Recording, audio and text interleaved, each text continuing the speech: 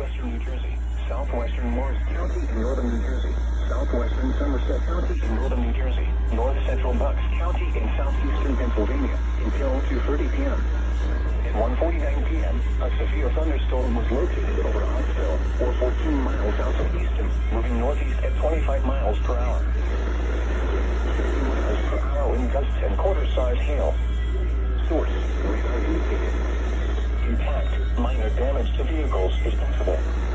Wind damage to roofs, siding, trees, and power lines is possible. Locations impacted include Durham, Bedminster, Flemington, Tinicum, High Bridge, Huntington, New Hope, Dublin, Glen Gardner, Ferndale, Hampton, Fronttown, Lebanon, Milford, Collie, Farm, Bloomsbury, Pleasant County, and Flagtown.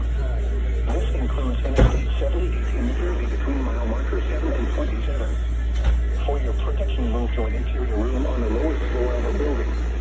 Repeating, a severe thunderstorm warning has been issued until 2:30 p.m. for the following counties in New Jersey: Hunterdon, Morris, and Somerset.